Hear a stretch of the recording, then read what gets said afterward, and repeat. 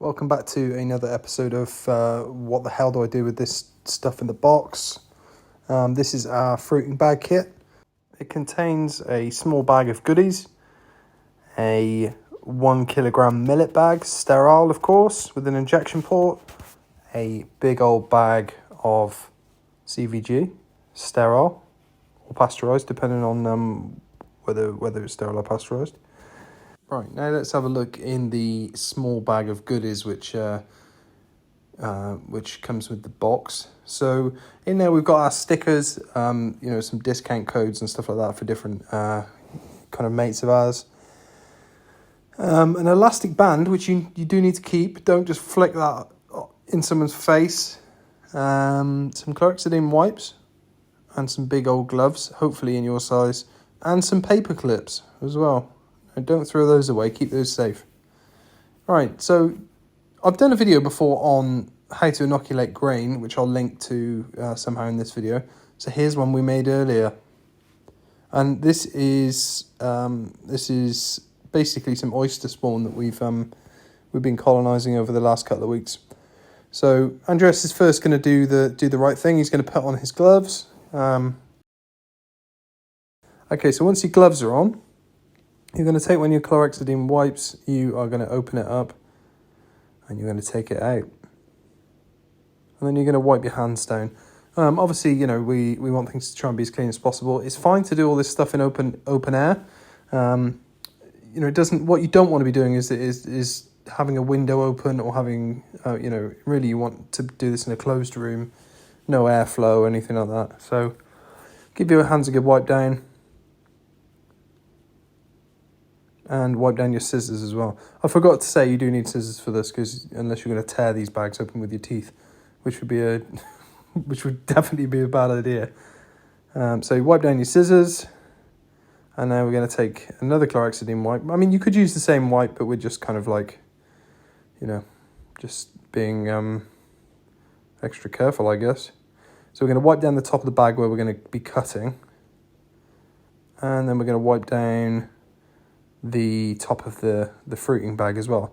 So the CVG is going to be your fruiting substrate. So this is where the colonized spawn and your substrate are going to be spending time colonizing before we put it to fruiting. So we're going to start off by cutting the top off of the fruiting bag, like so. Just below the seal is fine. And then we're going to open that bag just to kind of make it kind of stand up by itself. Often these bags will come out of the autoclave kind of vacuum sealed onto themselves. So next up, we are going to break up our spawn. Pretty easy to do. Just get rid of any lumps, work any kind of clumps of mycelium out. You want all those grains to be to kind of be nice and free, so they can distribute nicely through your substrate.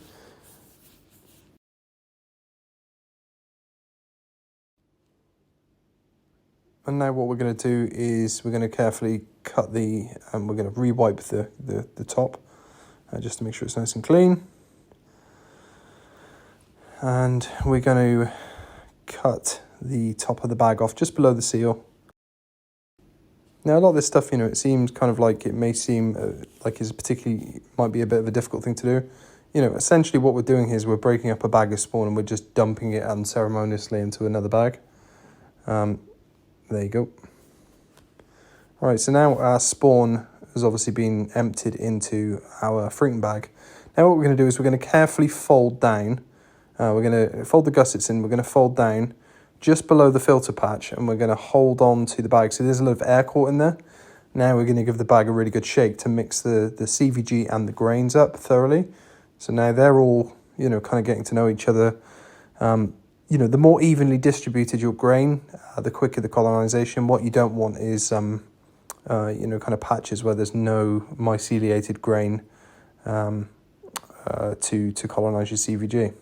So next we want to work that substrate and mixed grain so it fills out the bottom of the bag, and everything has a kind of nice contact with itself. So we're going to flatten out the substrate.